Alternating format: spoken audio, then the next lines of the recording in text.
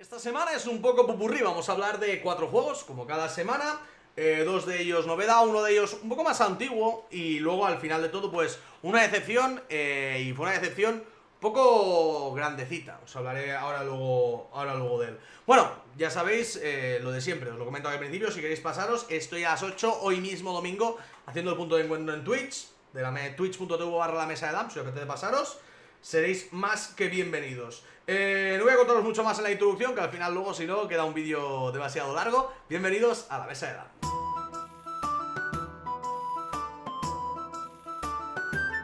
Pues buenas a todos, bienvenidos aquí a la mesa de Dan. Tomad asiento, tomaros algo y escuchamos un rato que tengo 4 juegos sobre los que hablar. Y vamos a meternos ahí directamente en materia porque hay bastantes cosillas que comentar de los juegos de hoy. Vamos a empezar con uno que nunca esperaría poner no en una decepción, es decir, nunca esperaría ponerlo en la parte de los juegos nuevos, buenos, sino lo metería en decepción porque, bueno, es un dungeon crawler con muchos dados y todo apuntaba a que no me iba a acabar de convencer, pero parece ser que finalmente sí que me ha convencido en varias cosas, no al 100%. Dicho juego es el Starcadia Quest, ¿vale? Yo personalmente nunca había jugado al Arcadia Quest, pero sí que sabía cómo se jugaba, había visto bien cómo jugar, ya que en su momento estuve a punto de jugar una partida y tengo la suerte de que se me quedan bastante las reglas, así que me aprendí las reglas del Starcadia Quest y pude ver un poco cuáles son las diferencias entre un juego y el otro, y creo que Starcadia Quest está mejor montado en ciertas cosas, pero sí que es cierto que al final yo le veo fallos de diseño y fallos de cosas que sucedieron en la propia partida que jugué, que yo creo que no deberían haber sucedido y que fastidiaron un poco la experiencia del juego. Como os digo, Starcadia Quest es un juego de dungeon crawler, ¿vale? En el que los jugadores nos vamos a poner en una especie de... Realmente no es tan dungeon crawler, ¿eh? O sea, realmente es como un juego de enfrentamiento en arenas. Porque al final lo que haces es... Cada turno vas avanzando una aventura, pero cada partida que juegas te colocas dentro de una arena, ¿vale? Que se monta con diferentes losetas de forma aleatoria. Esto cambia a diferencia del Arcadia Quest original. Cada uno de los jugadores tiene un punto de spawn, ¿vale? Donde colocará 2 personajes en lugar de los 3 de la Arcadia Quest. Y con esos 2 personajes se va a ir moviendo por el tablero y va a intentar cumplir ciertas misiones, que también eso difiere un poco de la Arcadia Quest, el tema de las misiones, que hay algunas que son PvE, algunas que son PvP, etcétera, etcétera. Lo típico de matar a otros personajes o completar ciertos objetivos que te suelta la misión.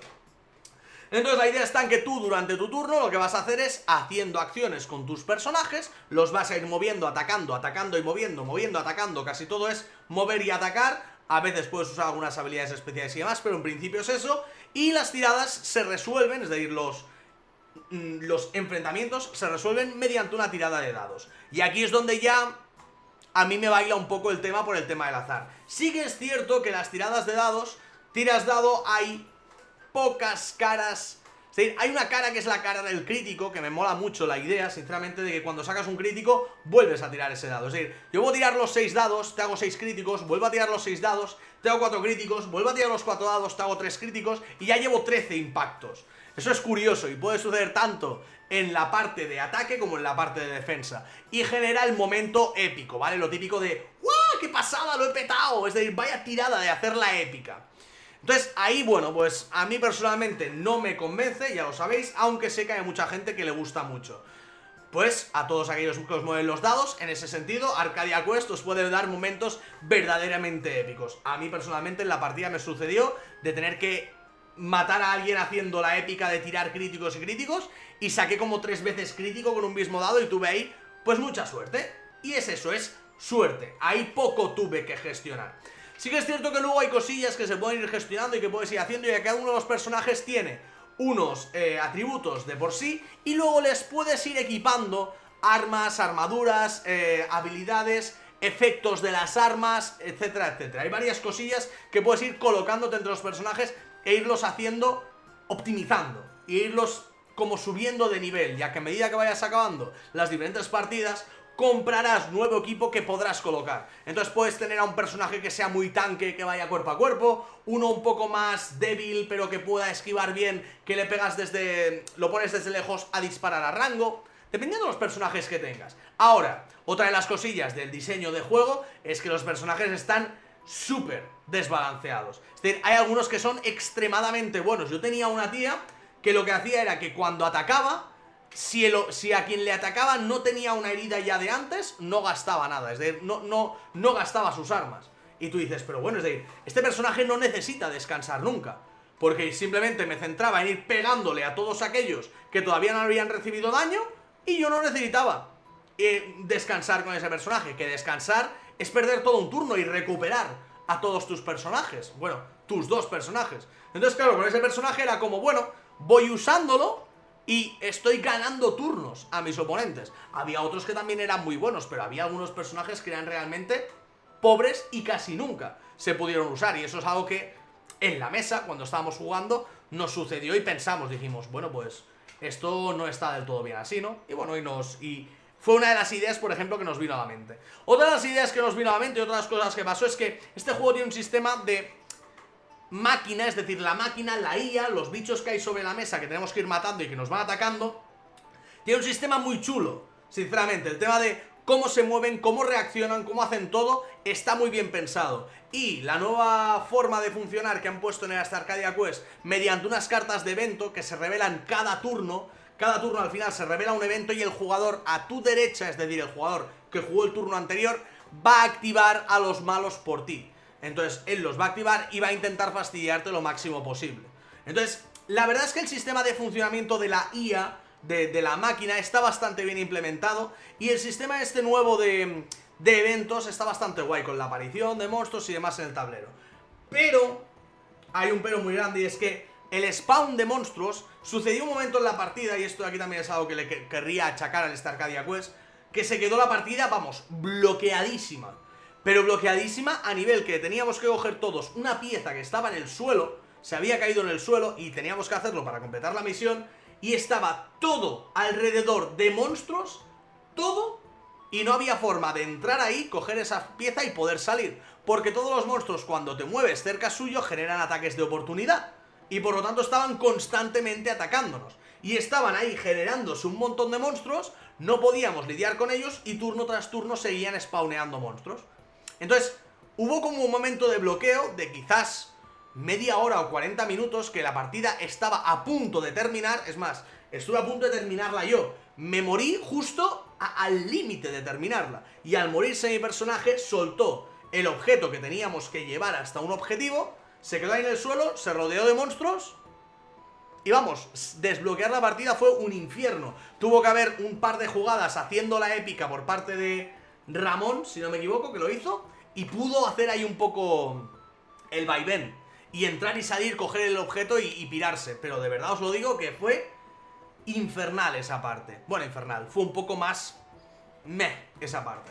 No obstante, sigo diciendo que dentro de este estilo de juegos, que particularmente no son los juegos que a mí me suelen gustar, este Arcadia Quest lo he disfrutado y lo volvería a jugar encantado. Me ha parecido bastante guay. Sí que es cierto que tiene otros sistemas de juego donde ya no hay una IA, es decir, simplemente es un juego de enfrentamiento, donde yo creo que incluso disfrutaría más, porque si te montas un modo de enfrentamiento al final es como un juego entre dos, donde vas moviéndote, atacando y demás, o entre varios, pero no hay una IA que pueda a veces salir un poco desbalanceada, como sucedió en esta partida, que al final pues la IA se volvió un poco loca y de verdad que se le fue de las manos. Bueno, es lo que tiene el juego, ¿no? Al final no se puede tener en cuenta todo y no se sabe por qué derroteros va a ir cada una de las partidas. Pues en este caso sucedió esto y me dejó un poco la experiencia agridulce. Pero aún así, creo que esta Arcadia Quest, para los amantes del género y los que os mola este género, es muy, muy bueno. A mí no me convence, yo no es un juego que vaya a tener, ni un juego que me vaya a comprar, pero disfruté la partida y creo que es una de las partidas que más he disfrutado con un juego de este tipo, de este género. Pero bueno, al final a cada uno le gusta el género de juego que le gusta, ¿no? Así que ahí está. Voy a hablar, he hablado de un tipo de juegos que no me suele molar, pero os he intentado explicar todo para que vosotros ya podáis hacer vuestras cábalas y ya podáis intentar decir. Yo os he comentado un poco cuál ha sido mi experiencia personal. Luego vamos a hablar de otro juego también que está en campaña de micromecenazgo. Ya os hablé de él, os lo expliqué, os lo enseñé dentro del punto del encuentro, pero quería hablar un poquitín más para explicaros un poquitín lo que me ha sucedido con este juego. Dicho juego es el Rift Force. Rift Force ha salido en campaña de Kickstarter, si no me equivoco, ahora un par de semanas, así que es posible incluso que cuando esté subiendo este vídeo ya esté cerrada la campaña de micromecenazgo. No obstante, Juraría que no, pero no obstante, ya he hablado de él en el punto de encuentro y os explico cómo jugar y os explico un poco cómo iba la partida, os di unas primeras pinceladas de lo que me parecía este juego. Pero quiero hablar un poquitín más en profundidad. Rift Force me parece un juego de cartas para dos jugadores, bueno, es un juego de cartas para dos jugadores, pero a mí personalmente me parece bastante interesante. Sinceramente, tiene cosas e ideas bastante chulas, con ciertos peros, un par, que ahora luego os comentaremos. En Rift Force los jugadores tendremos una grieta, ¿vale? Una rift, una grieta en el centro y vamos a colocar a nuestras cartas a los lados de la grieta, ¿vale? Hay 5 cartas de grieta y vamos a colocar nuestros elementos dentro de esos lugares, ¿vale? Y nuestro oponente va a hacer lo mismo, de tal forma que los elementos nuestros y los del oponente estén enfrentados. Entonces, en nuestro turno lo que haremos es o jugar nuevos elementos o activar nuevos elementos o robar cartas, que se hace al final de otra forma diferente. Pero lo importante es que nosotros en nuestro turno podemos jugar 3 elementos del mismo color o 3 elementos del mismo número. Y hay elementos de varios colores, cada mazo se construye con 4, un poco a los Smash Up. Tenéis 10 razas nada más empezar, seleccionáis 4 y os montáis vuestro mazo. Y el oponente hará lo mismo. Así que tenéis 4 razas y luego tenéis cartas de los mismos valores de cada una de los diferentes elementos. De valor 6, 7 y 8. O 5, 6, 7, creo que era 5, 6, 7, no recuerdo exactamente.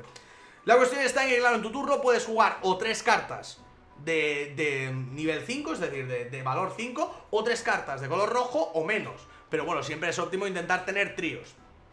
Y cuando los pones, o pones las 3 en una misma falla, en una misma zona de grieta, o las pones en 3 que estén adyacentes, ¿vale?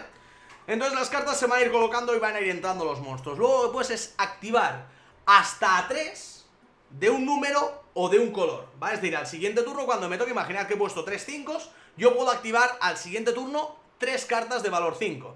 Normalmente serán las 3 que hayas jugado, pero a veces puedes intentar buscar ciertos combos. ¿Cuál es la coña de todo esto? Es que esas cartas, esos 3 5, los tienes que activar descartándote un 5 de tu mano.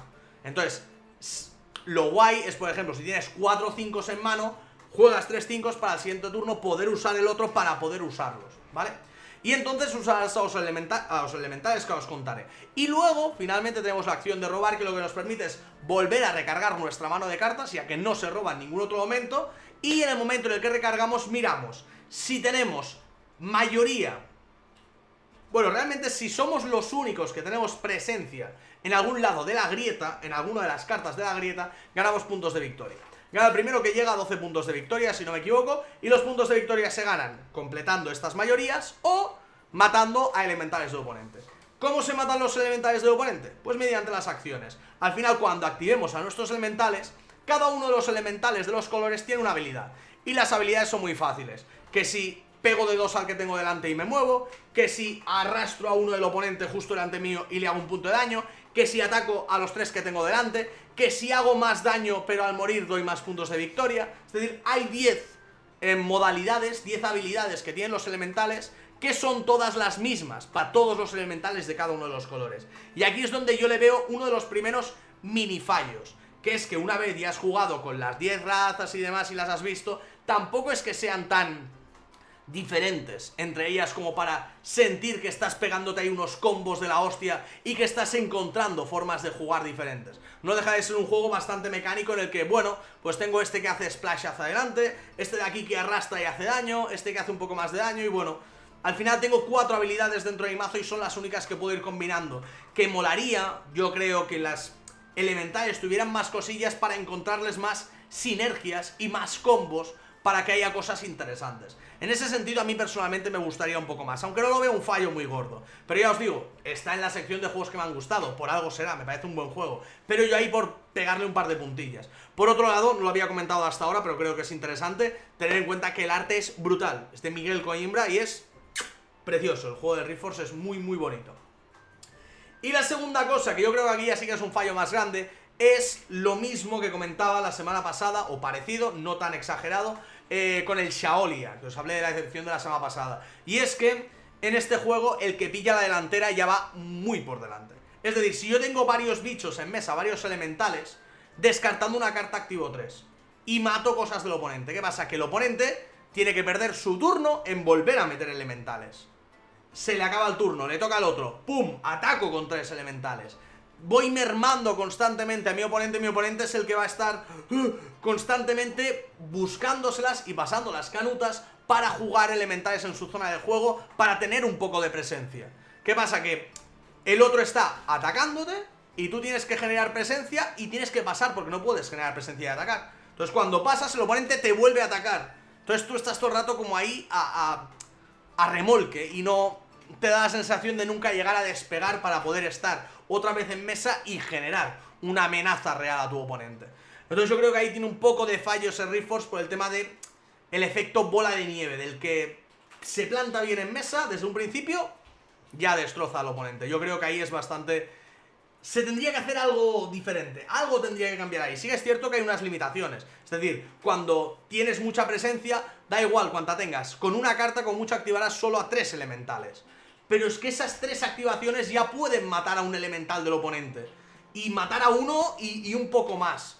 Entonces claro, es decir, yo juego 3, yo con una activación te mato a uno y un trozo de otro. Dice, bueno, pues juego a 3 más. Con otra activación ya te mato a uno y lo que te quedaba del otro. Te quedan solo 3, que vete a saber si comparten color o número para poder activarlos a la vez. Y mientras tú haces todo esto, yo ya he ganado 3 puntos de victoria, porque te he matado a 3 elementales. Entonces es como...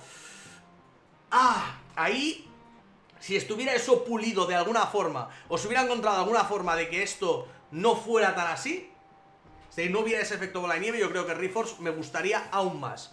Que sigo diciendo que me parece un buen juego. Vamos con el viejuno, que me consta que es viejuno porque es una reimplementación de un juego que salió hace bastante tiempo. Es una expansión de un juego que salió hace todavía más tiempo. Y personalmente, vale, aquí es... Voy a hablaros de un juego que yo no jugaría mucho más, ¿vale? Personalmente, pero lo voy a poner en juegos buenos. Y es más, yo creo que de los de esta lista es el que considero que es más bueno de todos. Ese juego es el Catán de las Estrellas, ¿vale? El Catán Viajeros de las Estrellas. Catán. Cuando hablamos de Catán hablamos de juegos de... Hablamos de un juego que se nos viene a todos a la cabeza, o a casi todos a la cabeza, como juego de iniciación. Un juego de gestión de recursos, con ese puntito de negociación, donde vamos a ir creando ciudades, vamos a ir generando recursos con unos dados, con un puntito de azar. Y bueno, pues un juego que normalmente si lo usamos como iniciación funciona perfecto. Es un juego que no se sabe muy bien por qué, pero tiene esa magia para atrapar a casi todo el mundo que lo juega.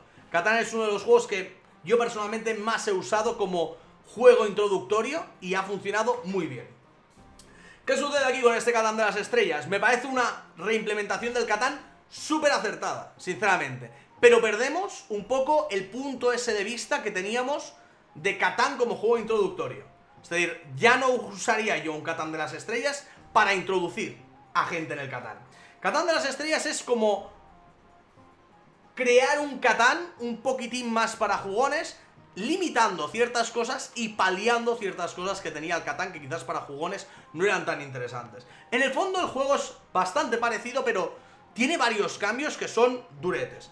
Para empezar, el primer cambio, la generación de recursos. La generación de recursos es siempre para el jugador que tira los dados. Es decir, yo tiro los dados, los jugadores producen en los lugares del número del dado, igual que en el Catán, pero el que ha tirado los dados roba cartas de un mazo aleatorio también adicionales. Así que ahí se palia un poco el tema de no generar recursos y estás frustrado durante muchas partes de la partida.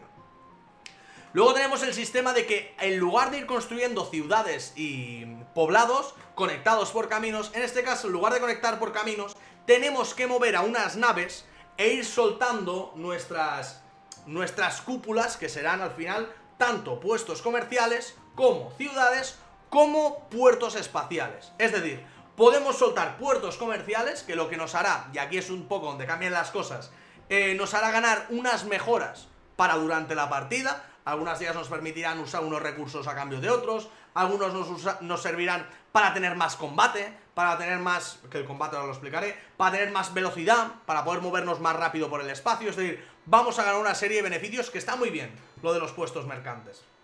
Y luego tenemos las ciudades, que las podemos soltar, que es parecido a lo que teníamos dentro del Catán, ya que soltamos una ciudad y esa ciudad ya produce cada vez que salga el número al que está tocando. Pero luego podemos evolucionarla a puerto espacial, que es poniéndole un aro, que lo que significa que a partir de ahora podemos sacar a nuevas naves de ahí. Y esas nuevas naves nos pueden alejar más en el espacio y llegar a puntos donde no llegaríamos tan fácil. Es decir, si esto es el tablero, los jugadores empezamos en esta esquina y vamos moviendo nuestras naves y vamos soltándolas. ¿Qué pasa? Que si yo suelto una nave aquí en este punto, si saco otra nave la tengo de sacar de mi puerto espacial, que estaba al principio. Pero si esta base de aquí la convierto en un puerto espacial, ya puedo sacar naves de aquí y puedo llegar hasta el final más fácil que llevando una nave desde el inicio. No sé si me explico. Tiene cosillas interesantes en ese sentido también. Y yo creo que es realmente chulo ese puntito de gestión adicional que tiene este Catán frente al Catán original, este Catán de las estrellas. Ya os digo, tiene muchas cosas. Tiene una nave que vamos a usarla, le damos la vuelta y la levantamos. Van a ser unas bolitas, que las bolitas nos van a marcar cuánto nos movemos. Si sale una bolita negra, sucede un evento, que los eventos también son chulos. Hay una pila de eventos muy grande donde te lo va a leer, te va a decir, el jugador de tu izquierda te lo lee y te dice, te sucede tal, te encuentras a unos malos por el camino, ¿qué haces? Les pegas, huyes, no sé qué, tú decides, y dependiendo que vayas decidiendo, el lector te dirá lo que sucede. Pues tienes que hacer una tirada contra tu oponente de no sé qué, de no sé cuántos. Y las tiradas es lo mismo, tienes el cohete, que es un cohete grande, le das la vuelta al cohete y dependiendo de los numeritos que salgan, los sumas a las cosas que tenga tu cohete. Tus cohetes suelen tener propulsores, que te sirve para moverte más, suele tener cañones, que te sirve para enfrentarte a los piratas que te encuentres, o incluso contra tus compañeros en ciertos eventos. Y también tiene estaciones de carga, te puedes poner puestos de carga dentro de tu propia nave para poder almacenar más recursos, que esto te servirá para ciertas cosas. Por ejemplo, en los puertos mercantes, poder poner más, menos, etcétera, etcétera. Al final, la experiencia de juego de este Catán de las estrellas como jugón es mucho más satisfactoria que un Catán normal. Tiene también el sistema de compensación de cuando uno va muy adelante roba menos cartas de recurso. El sistema del ladrón también es parecido, el tema de tener más de 7 cartas en mano descartas la mitad, pero le robas una carta al azar a otro y todos robáis una carta. Es decir, hay muchas cosas que están compensadas para que no sea tan frustrante para un jugón el tema de, bueno, pues tiro los dados, no tengo suerte, pues este juego es súper azaroso, no me gusta, no quiero jugarlo porque claro, yo quiero tenerlo todo controlado. Si lo hubiera podido controlar os hubiera ganado a todos. Esa sensación de a veces de jugón de decir, me acaba de ganar una persona que no tiene ni idea de juegos de mesa por el azar, a mí me parece guay. Me parece bien que haya de vez en cuando te pueda reventar una persona en un Catán o en un Stone Age porque los dados le han salido genial, o en un Star Arcadia Quest, como estábamos comentando antes. Pero entiendo que haya personas más jugonas que les gusten tener todo más controlado. Así que este Catán de las estrellas está más pensado para ese público. Y aquí ya viene un poco la disyuntiva de decir, vale, pero si yo quiero jugar a Catán normalmente como juego introductorio y más allá de eso no quiero normalmente jugar a Catán, ¿es tan útil este Catán de las estrellas? Yo personalmente creo que sí. Porque te genera esas ganas de, si alguna vez quieres jugar a un Catán o te apetece, que a veces me ha sucedido, pero no tengo a nadie con quien jugarlo de forma introductoria, pues bueno, siempre lo puedo sacar con una persona que ya haya jugado un poco más y encontramos un Catán un poco más potente, un poco más de gestión, un poco más profundo que un Catán normal para poder echarme una partida con una persona que ya sea un poco iniciada dentro de los juegos de mesa. Así que yo creo que este Catán de las estrellas está bastante bien y cubre bien ese hueco de, bueno, pues tener un Catán un poquitín más durete. Y vamos con la decepción de la semana. La decepción de la semana es una decepción que jugué ya hace bastante tiempo, no os había hablado todavía, pero la verdad es que últimamente no estoy jugando muchas decepciones, así que estoy intentando recuperar algunas cosas de tiempo A, pero tranquilos que pronto volveré a jugar cosas y van a salir más decepciones seguro. Pero bueno, os quería comentar esta decepción que es el Orleans Stories, ¿vale? Orleans Stories fue un juego, un cajote, un señor cajote que me compré en el Essen del año pasado. Y le tenía muchas ganas, ¿por qué? Por varios motivos. Orleans me flipa. Me parece Orleans me parece un grandísimo juego de backbuilding, me parece un muy buen juego. Además, tiene un par de expansiones, el Orleans base, que son realmente buenas y hacen de Orleans un muy buen juego. El problema está en que con Orleans Stories te vendían la idea de tener un Orleans y que luego tenías también un sistema de aventuras que hacía que las partidas fueran como que ibas pasando de fases y sucedían cosas y estaba más guay porque ibas colaborando en construir ciertas cosas y tal y demás, y tenías como si fuera una campaña, pero todo dentro de una misma partida. Las partidas serían un poco más largas, pero que estaría guay, que ibas a ir generando tus tableros de juego y demás, y que va a ser bueno, y que todo te venía en ese cajote, que no os exagero, es un cajote así y así de alto, es decir, es un Gloomhaven. La caja del Orleans Stories es un Gloomhaven. ¿Qué sucedió? Que me lo pongo a jugar, ¿vale? Y ya os digo, Orleans, para todos aquellos que no lo sepáis, es un juego de backbuilding. Tú empiezas con unas fichas que te las metes dentro de una bolsa, sacas esas fichas y las vas colocando en tus lugares de acción, y cuando completas un lugar de acción, lo activas, recuperas las fichas otra vez y haces la acción asociada, que normalmente es ganar fichas nuevas para ir haciendo acciones más potentes e ir ganando ciertos favores, ¿vale? Y con esos favores pues vas ganando nuevas habilidades pasivas, nuevos combillos que puedes ir haciendo, y bueno, pues dependiendo del tipo de Orleans que estés jugando, todo se interactúa al final en un tablero que se va moviendo y demás, suelen hacer puntos, etcétera, etcétera. Juegos de backbuilding, hay algunos que me gustan mucho. Yo creo que Orleans está en el top. Si no está también por ahí Altiplano. Altiplano también me gusta mucho, y sobre todo con la expansión, me parece también bastante guay. Pero Orleans me gusta mucho. ¿Qué pasa? Ahora ya he explicado un poco cómo funciona el Orleans. Abrimos el Orleans Stories, lo destornamos todo, lo montamos todo, me lo aprendo todo, me juego, me veo cómo está montado el tema de la aventura, y bueno, vale, guay. Empezamos la partida, empezamos con la primera era, ¿vale? Que hay 7 eras. La partida dura 7 eras. A 2 jugadores, ¿vale? Cada una de las eras tiene una serie de condiciones nuevas que hace que no puedas hacer ciertas acciones, y que hay algunas que estén más potenciadas o tengan más puntos. Entonces está guay porque dices, bueno, pues vamos a ir cambiando un poco las reglas del juego a medida que avanza el juego, para ir viendo nuevas formas y forzarnos a jugar de formas diferentes. ¿Qué pasa? Que a la cuarta era, después de llevar casi 2 horas de partida, yo ya estaba hasta aquí.